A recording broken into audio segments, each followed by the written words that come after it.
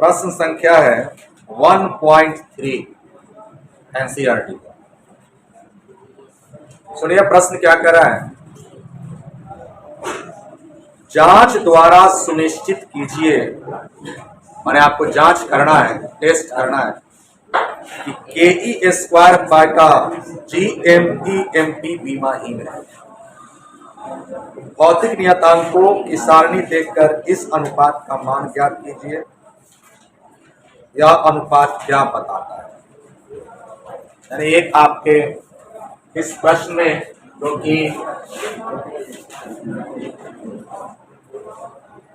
NCERT 1.3 है, कह रहा है कि एक अनुपात दिया। अनुपात क्या है? के स्क्वायर बटा GME-MP।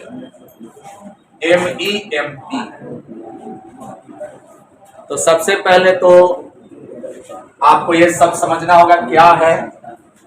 के को कहते हैं, आप कह सकते हैं माध्यम नियतांक, आप कह सकते हैं इसको मीडियम कांस्टेंट है ना, एक मीडियम कांस्टेंट है। और इसके अलावा जो है आपको ई जो है वह आवेश है, इलेक्ट्रॉनिक चार्ज है ना, जिसको आप इलेक्ट्रॉन पर आवेश भी बोलते हैं। तो ई यहाँ पर सूचक क्या है? ई जो है आपका किसका सूचक है? आवेश का, है ना। और ज्यादा बेहतर है आप ले लीजिए इसको इलेक्ट्रॉनिक चार्ज का सूचक। आवेश का जो मूल मात्रक होता है ई, इलेक्ट्रॉनिक चार्ज। यहां पर ME क्या है? ME है आपको प्रोटॉन का द्रव्यमान, सॉरी ME ना है इलेक्ट्रॉन होगा। और MP क्या हो जाएगा बताइए? MP हो जाएगा प्रोटॉन का द्रव्यमान। और कैपिटल G है आपको गुरुत्वाकर्षण नियतांक, ग्रेविटेशनल कांस्टेंट, यानी कि K और G कांस्टेंट। ये डाटाज आपको मौजूद है। और यह बताना है, प्रूफ करना है कि एक बीमाहीन राशि। यह आया कहां से होगा, मैं उस पर जरा बात करूंगा। ये आया कहां से है उसको समझने के लिए आपको यहां पर एक इलेक्ट्रॉन है, E फॉर इलेक्ट्रॉन हम लोग ले रहे हैं फिलहाल, और यहां पर एक P फॉर क्या है? प्रोटॉन है। ठीक है, इलेक्ट्रॉन है और प्रोटॉन है, और इसके बीच का डिस्टेंस है R। और आपको पता है कि अगर इलेक्ट्रॉन हो तो उसके पास चार्ज माइनस में होता है, अब प्रोटॉन हो तो उसके पास चार्ज क्या होता है? प्लस में होता है। और कूलाम साहब ने एक बात कहा था कि अगर दो आवेश कुछ दूरी पर हो तो दोनों एक दूसरे पर एक बल लगाता है, जिसको विद्युत बल कहते हैं। और यह विद्युत बल जो है अगर अपोजिट चिन्ह का हो तो आकर्षण का होता है। यानी इस पर एक बल लगेगा, कौन सा बल नाम देते हैं? विद्युत बल। Fe किसका सूचक हो गया बताइए? यहाँ पर विद्युत बल का। और Fe का सूत्र क्या होता है? आपने पढ़ा होगा। Fe जो है वह क्या है बताइए? विद्युत बल का जो परिमाण है, विद्युत बल का परिमाण जो है Fe बराबर होता है K पहला आवेश। और जब परिमाण हो तो हम लोग चिन्ह का इस्तेमाल नहीं करते हैं। तो बताइए, पहला आवेश है तो इसका वैल्यू E है, दूसरा आवेश है तो इसका वैल्यू भी E है, अब बटा दूरी के स्क्वायर के। तो Fe बराबर क्या हो जाएगा? KE square by R square. Equation number क्या मान सकते हैं इसको? क्लियर? अब मैंने बताया था जिसके पास ताकत गुस्सा होगा उसके पास ताकत भी होगा। ताकत गुस्सा दोनों साथ साथ चलता है। Means what? इलेक्ट्रॉन के पास आवेश है तो द्रव्यमान भी होगा। इलेक्ट्रॉन का द्रव्यमान, द्रव्यमान का सूचक M होता है, इलेक्ट्रॉन का E होता है। तो इसको आप ME बोल सकते हो। इधर हो जाएगा M से मास, P से प्रोटॉन, तो ये लिख सकते हो। अब क्या सीखे हैं? अब आते हैं जो है कूलाम के जो गुरु थे, जिनको अपना आइडियल मानता था, उनका लॉ क्या था? उनको हम लोग न्यूटन के नाम से जानते हैं। तो उनका लॉ था कि अगर दो द्रव्यमान युक्त पिंड हो तो उसके बीच में आकर्षण का बल लगता है, जिसे गुरुत्वाकर्षण कहते हैं। ठीक है, तो इसके गुरुत्वाकर्षण का बल कैसा होता है?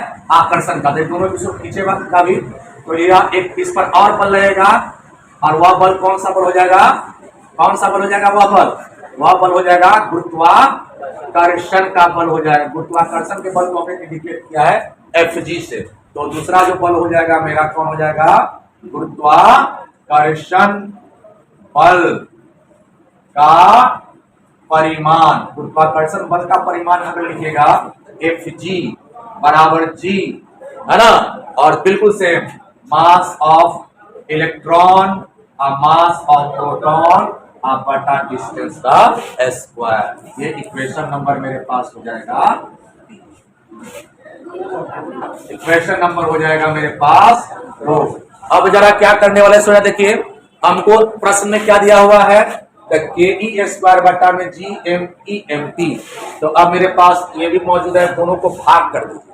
भाग करिए किससे किसमें, समीकरण 1 में 2 से भाग देने पर, तो भाग दीजिए, यह हो जाएगा एफ ई बटा में एफ जी। एफ ई का वैल्यू क्या है बताइए, के ई स्क्वायर बटा में आर स्क्वायर। एफ जी का वैल्यू है G M E M P बटा में आर स्क्वायर। आर स्क्वायर से आर स्क्वायर कैंसिल हो जाएगा, तो लिख सकते हैं के ई स्क्वायर बटा G M E M P. इतना आप लिख सकते हो। और जब इतना लिख लोगे तो हमको इस प्रश्न में यह दिया हुआ है, तो अब इसके जगह पर ये भी तो लिख सकते हैं। तो कुल निकल कर क्या आया मेरे पास कि के ई स्क्वायर बटा G M E M P जो है वह होता है किसके, एफ ई बटा में एफ जी के बराबर। ठीक है, अब बीमा निकालना है। बीमा निकालना है किसका, K E square G M E M P का जब बीमा निकालना है तो इधर हमको एफ ई का बीमा चाहिए और किसका बीमा सूत्र चाहिए, एफ जी का। देखिए दोनों तो बल ही ना है ना, चाहे वह विद्युत बल हो या कौन सा बल हो, गुरुत्वाकर्षण। अब बल का बीमा होता है क्या, एम एल टी माइनस 2 और नीचे भी एम एल टी माइनस 2। ठीक है, नियम तो काटने का नहीं है, इसलिए हम काटेंगे थोड़ा प्रोसेस से चलेंगे। यहाँ एक पावर एक पावर एक पावर एक पावर, वो एम का ऊपर का एक पावर पर रहेगा, नीचे का ऊपर चल जाएगा तो माइनस 1। एल का एक पावर रहेगा, ऊपर चल जाएगा तो -1। टी का -2 है, नीचे से ऊपर जाएगा तो +2, यानी m0 l0 t0, है ना।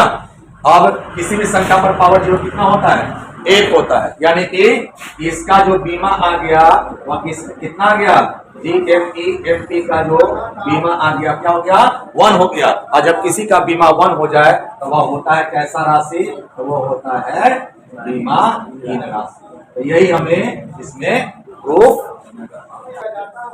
अब देखो इसी प्रश्न में एक और वैल्यू को पूछा जा रहा है। जैसे आपके सामने आया क्या, के ई स्क्वायर बटा G M E M P. अब करें इसका वैल्यू, इसका जो है ना मान डाल करके सॉल्व करो तो कितना आएगा। ये तो माध्यम नियतांक है और आपको याद है कि अगर माध्यम नियतांक हो तो इसका मान कितना लेते हैं, 9 × 10⁻9। और ई है इलेक्ट्रॉन का आवेश या इलेक्ट्रॉनिक चार्ज, तो 1.6 × 10⁻19 का होल स्क्वायर। मात्रा को हटा दे रहे हैं, ठीक है। और नीचे कितना हो जाएगा, जी का मान होता है 6.67 × 10⁻11।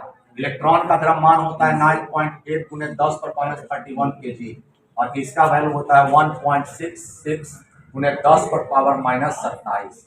अब इतना लंबा चौड़ा गुना भाग आपको अगर करिएगा तो ये लगभग जो है मिलने वाला है, ध्यान दीजिएगा 2.4 × 10⁻39, है ना, पूरा भाग करने पर। यानी कि इसका अनुपात कितना हो जाएगा, यह हो जाएगा आपको 2.4 × 10⁻39। तो ये टर्म हम लोग छोड़ देते हैं, इसको याद रखते हैं, है ना। मैंने आपको एक ट्रिक भी बताया होगा पीछे कि अगर इलेक्ट्रॉन के बीच निकालना हो किसको, Fe/Fg को, तो यह आता है 10⁻42:1।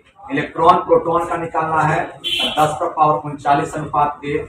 आप प्रोटॉन के बीच निकालना है तो यह आ जाता है 10⁻36:1।